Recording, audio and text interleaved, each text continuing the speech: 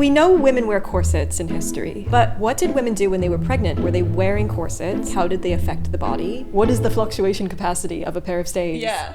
So I'm here today with Sarah Bendall, who's a dress historian who has written a book on maternity stays and maternity corsetry, who is going to answer our questions today about all of this. Hi everyone, thank you so much for having me. I love talking corsets and I think you do too. So yes, so do we all. I think we're gonna have fun today. Oh, we're gonna have a great time. What were corsets actually like to wear? What was the point of them? Because they didn't exist solely just to cinch people's waists in. To torture you. Right, to torture you. Pairs of bodies and what we would later call stays and then corsets are all about good posture, having this sort of noble, upright body. They first appear in the royal courts of Europe. And over the course of the 17th century, they do become very, very common. And part of that is because you want to emulate your social superiors. But another part of it is because of practical reasons. So things like breast support, bras don't exist at this period. Now we have these things that, straps hang from our shoulders and have to support the weight. But really this was a garment that sort of supported your whole torso. So definitely breast support. We do have some medieval bras from the 15th century, or I actually should say they call them breast bags in the 15th century, which always makes me laugh because it's the most unflattering name for a bra. But in the 16th century, this sort of garment, for other reasons takes over and you can adjust them. The beauty of something that laces together is that you can let out the lacing. Right. And clothes are so expensive historically that that makes so much sense. You want these garments to be worn as much as possible. Exactly, because that's something I always have to remind people when I talk about this is stretch fabrics don't exist until the 20th century. So now we are so used to wearing garments that can accommodate sort of monthly bodily fluctuations in weight. Well, people historically just as today were fluctuating in sizes throughout their lives. And so it makes complete sense that people had the ability to alter their garments. Yeah. And, do so whether it's for weight gain, weight loss, however the body is changing, people had the ability to adapt their garments to suit. The ultimate form of fluctuation is pregnancy. Yeah, exactly. And as we see through evidence, women were wearing stays and corsets during pregnancy. Yeah. So what is the fluctuation capacity of a pair of stays? Yeah. Or are there entirely separate garments? Particularly, obviously, the further back in time you go, the less surviving bodies and stays we have, for example. This is sort of where you have to, I guess, do a bit of informed creative thinking. So I think it would have been a mix of both. Most women, for at least the first sort of half of your pregnancy, you probably would have been able to wear your normal pair of bodies or stays. You just would have worn them slightly looser. Almost all of the early bodies and stays, they're front lacing. Right, yeah. So they're actually a lot more of an adaptable garment for pregnancy in the 17th century. And you can just forego the stomacher and sort of just unlace it as your belly is expanding. Oh, interesting. Okay. Yeah. And so we found that it would still give breast support, but you wouldn't have it pressing down on your belly. I think that would have been an option for maybe a lot of women who couldn't necessarily afford a new garment. But there are definitely surviving pairs of bodies and stays, as well as 19th century corsets that were very much intended to be worn for maternity. Actually, the earliest example that we have, the earliest surviving example, is this one. So this is a pair of bodies or stays, they could have been called either at the time, from Claydon House in Buckinghamshire. So it belonged to a woman called Mary Verney who had 3 or 4 children. So these were probably around late 1670s, early 1680s. And these are very clearly used for maternity. And the number one thing that gives that away is the stomacher. We should specify that these are reconstructions. These are not the actual pairs of stays, but this is a reconstruction very kindly on loan to us from the School of Historical Dress that we put on a mannequin. But Sarah also has her own reconstruction, so we can show you what these pieces actually look like. So this is called a stomacher. And most stomachers during the 17th century and, even the 18th century are sort of this triangle shape. This stomacher is a reconstruction that actually was not part of the original Claydon stays. We don't actually know for sure that she would have had two stomachers that were interchanged. The pattern of this stomacher is taken from another existing very similar pair of stays in the V&A of the same period. So this is not the original stomacher that belonged to this pair of stays. Yeah, so this is a reconstruction of the stomacher, obviously the same as this one. And it's really interesting because obviously it's bulbous shaped because you want to be able to put it over the belly. But it also has this really curious piece of like whalebone across here. And when I first looked at it, I was like, what is that for? So I think that's to reinforce it. I don't know if you thought the same. Well, we found that this helped to sort of kick it out a little bit. As she was growing, you have this really nice solid ridge here that would keep it stable, and then this, was able to, it just gave it a little bit more structure to it. Yeah. But the other thing about the stomacher that's really interesting, the original one, is that the bones on the stomacher are like tiny little 1/4 inch strips of baleen, which were significantly smaller than the ones on the rest of the stays. So the stomacher is a lot more flexible. I mean, we can also talk about what baleen actually is. This is the sort of keratinous substance that comes from the jaw of the whale, for those who don't know. It's very slim, it's very flexible, it molds to your body with heat, like when you get your fingernails very wet and they get really soft. Thermoplastic. Yeah, exactly. We use like synthetic baleen these days to do reconstructions like this, not real whalebone, but historically the stuff that these people were actually wearing was very flexible. But there are other areas where you might want more support. For example, this back of this pair of stays, the original, has this big thick strip of baleen down the back to give her more back support, because she would want more back support. Yeah, and I totally agreed with the School of Historical Dresses interpretation of that. It would 100% be for back support. And I mean, the other sorts of accommodations that this pair of stays has made for pregnancy is that these sort of skirts at the front are a lot shorter than those at the back, and that's because as the sort of belly expands, those are going to flare out, and you don't want them sort of flaring out too much underneath your clothing because it'll look strange. And it's actually, a lot of the adaptations are adaptations that you could make to a pre-existing pair of stays. Yeah. I know we had one conversation at one point when we were reconstructing these. This whole skirt situation here is a little bit perplexing.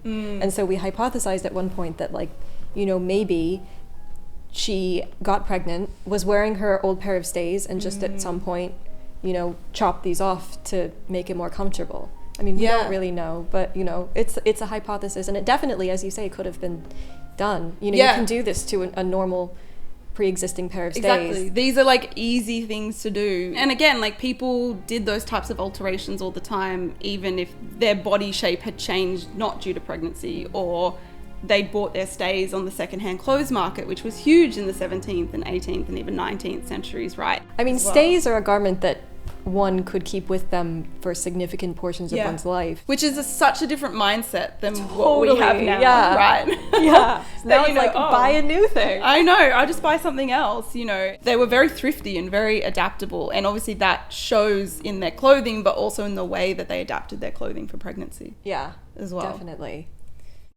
So, for the 18th century, what were we doing? So, in the 18th century, stays in general are changing. So, as I said before, the 17th century stays are usually front lacing. They're usually sort of off the shoulder, which this pair is as well. So you can see, and that's to accommodate the fashions of the 17th century, are often sort of off the shoulder. So by the 18th century though, there's still this sort of conical or inverted triangle shape. It's not really until the 19th century that we get that sort of classic hourglass silhouette. But most 18th century stays are now backlacing, which is a really interesting development in corsetry. So you have this like backlacing, which means obviously if you are pregnant and you need to sort of start to expand the garment, there's sort of it gets to a point where that wouldn't have really been possible in the way that a front lacing garment, you'd sort of have, I guess, a bit more like wiggle room to do that. So in the 18th century, you start to get sort of slits up the side of the garment and lacing. So this is my reconstruction of a pair of late 18th century stays, so about 100 years after this pair. And this is based on a pair in the Royal Ontario Museum in Canada. We believe it's a French pair. This pair is really interesting because in silhouette, again, like they're mimicking the fashionable silhouettes of the period. So you have like this very low bust line. This has actually a bit of metal across it, but you would often have as well like a rigid piece of baleen. And that's sort of to like scoop things up, which was the fashion at the time. And this is the side lacing. So you can, as your pregnancy progresses, slowly start to unlace it.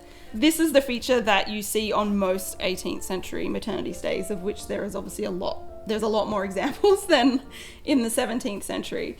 The other really interesting thing that I noticed about this, and especially the front construction, is that a lot of the stays of this period are very rigid down the front, and they're almost sort of triangularly peaked out the front, and very, especially when you get down to the peak at the bottom, very stiff and rigid, and you don't have that at all here. No. Obviously you wouldn't. No, and there's no basque, there's no sort of extra sort of layers at the front. It's obviously a lot wider at the bottom than you would usually see. And obviously that is to accommodate pregnancy. And this pair, kind of in the similar vein as this one, you can wear it both ways. You know, you can just lace it normally and it's a normal pair of stays, or you can loosen the lacing and expand it. So it can kind of double as two garments in one. Actually, as like a non-maternity garment, they're incredibly comfortable to wear.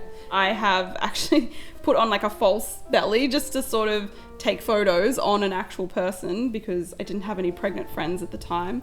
And it sits on the body, like there's no sort of pressure on the abdomen. I should say, obviously that's always like couched in the fact that I wasn't pregnant at the time. So I can't like totally recreate the experience, but you can still sort of get an understanding of like the range of movement that you have, of if there's any pressure being exerted on your abdomen. And I should say that I'm not the only person to have made these garments before. There are many historical interpreters, costumers, reenactors who have made maternity stays and corsets and have worn them on their real pregnant bodies, and they've all said how comfortable they found them and that they didn't think they posed any inherent risk to their pregnancy.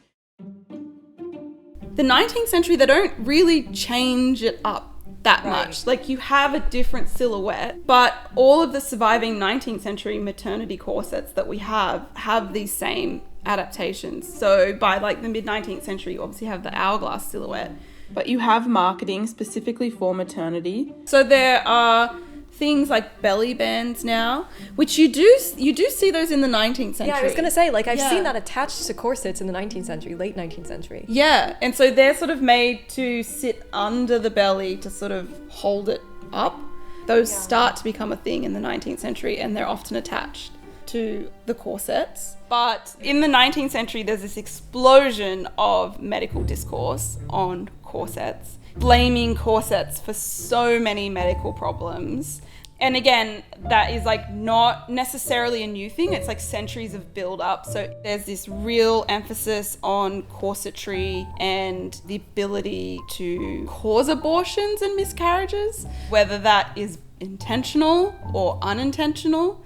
So there's like this real fear over, I guess, women having too much control over their bodies. Ooh, which, like, how dare. I know, and I guess that is also a fear that unfortunately has not gone away, but we can talk more about that. There's probably like 3 types of like real medical concerns about corsetry and pregnancy. So the first one is that they can cause infertility because women are lacing themselves so tightly that even if they get pregnant, they can't stay pregnant. And there's a lot of like medical problems that are really common during pregnancy that now obviously we know are just like a side effect of pregnancy in some cases that corsets are blamed for. So there's like French medical manuals that talk about this in the 18th century as well. It's things like constipation and ask a pregnant woman. That's like pretty common occurrence because of pregnancy. It's not the corset doing it. So yeah, the first one is like, what is it doing to women's bodies and their fertility? The second one is that women are deforming their unborn children by wearing corsets. And, you know, part of that is just like pure misogyny, that like women are responsible for any deformity or disability that their children might have. But yeah, these sort of things really come to a head in the 19th century when there's just enough medical understanding, but maybe not quite enough to like totally understand that, you know, you can't just pin all of these problems on the corset. Do these people present their claims with any sort of reasoning or source? Yeah, or so a lot of evidence? them are like medical doctors. I think this is where maybe we need to like, the truth is maybe somewhere in the middle. So, for example, like the design of 19th century corsets actually do allow you to tighten the waist a lot more. And so obviously tight lacing is a huge thing that medical professionals talk about. I know that there have been like medical anthropologists that have looked at skeletons of women from the 18th and 19th centuries, and they actually found that they do slightly deform your rib cage. They give you a much narrower rib cage where the ribs sort of slant a bit downwards, but not enough to cause any huge medical problems. I should stress that this isn't something that's necessarily going to happen if you just start wearing corsets. Like, these are women that grew up wearing them. But the studies comparing 18th century women's skeletons to 19th century women's skeletons found that their pelvises were a little bit more deformed than in the 18th century. And so there is a question about whether or not the design of 19th century corsets, because like bodies and stays end at the waist, right? Whereas like 19th century corsets, they flare down over the hips. So if you grew up wearing that, did it sort of slightly deform your pelvis? And obviously the pelvis is a really important part of like pregnancy and especially childbirth. So there is a possibility that for some people it maybe narrowed their pelvis and made it harder for them to give birth. If you were tight lacing while you were pregnant, is it possible that by doing that you were sort of impeding the growth of a fetus? Possible. But I don't know if like a lot of, that would have been incredibly uncomfortable if you're pregnant. So it's like this idea of like, did women though actually do it? Right. Yeah. And I mean, the evidence that I see is that people were taking incredible steps within the realm of what was normal to them to make things comfortable. Exactly. So like, how has humanity persisted for all of these years if half the population were not able to reproduce correctly? Exactly. And that is like the most important, like one of the really important points that these studies show. And these studies like aren't anti-corset, I should say. Yeah. Is that these skeletons all live to a normal age. Even though there are these slight deformities, it clearly didn't lead to women dying earlier. Right. From medical problems. Right. The other thing you need to do when you're postpartum is you need to breastfeed. Yeah, well, that's a huge question that comes up all the time with corsetry, is like, how does this work? The way it works, and that we can conjecture from most paintings, in a lot of like Dutch artworks, you can see women in the painting in the foreground and the background who are breastfeeding, and they've clearly just pulled things up and over. There's at least a couple of French artworks that I can think of where again, they're just sort of pulling things up and over.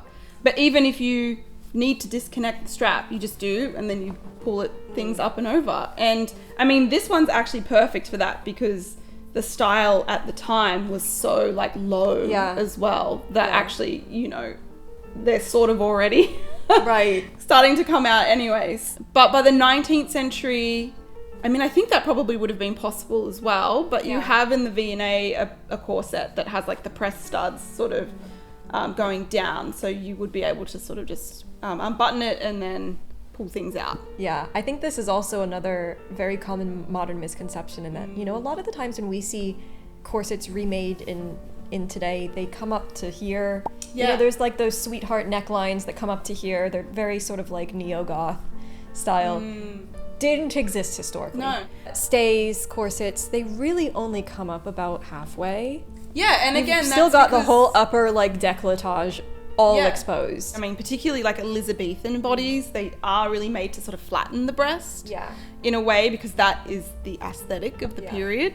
But definitely by the late 18th century and 19th century, like it's to support things, not to like press them down. That's the other thing is that like the goal, once again, and like we cannot stress this enough, the goal is support. And how do you support but from The bottom up, the higher you go, the more compression you get on the lungs and the more difficult it is to breathe. Yeah. And you don't want that. And historically, no one wanted that. No. So we really only want them to come up only as high as they need to for support, but not high enough that you can't breathe. Yeah. The only sort of mystery that we have when it comes to some surviving stays is that there are several Spanish examples of 18th century stays that have weird windows. But those are thought to be fetish wear, right? Yeah. So there is like a debate. It's like, is this like this weird thing that was just going on in a particular area of Europe? Or is it like a fetish wear thing? Right. The jury is still out. So that was an extremely fascinating delve into the explorations of maternity corsetry. Pardon the lack of the taser, but the taser has now run out of battery, and we have packed all of our mics.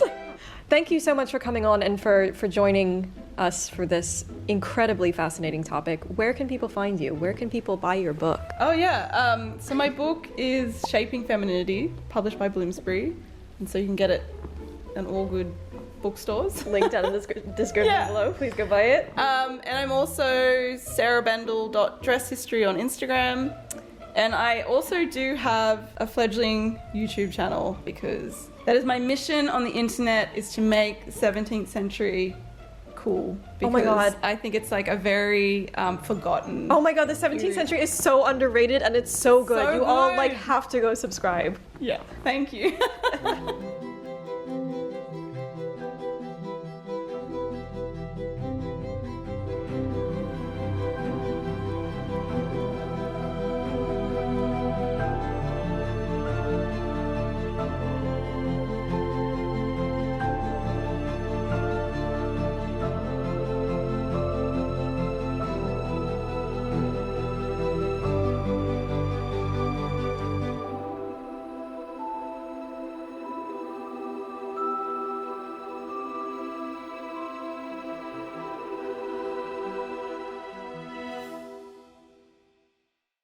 Hello! Fancy seeing you here at the end of the video. We have a lot of exciting things coming to youtube.com/Bernadette Banner in the coming year. One of those exciting things is the fact that we have officially joined Nebula.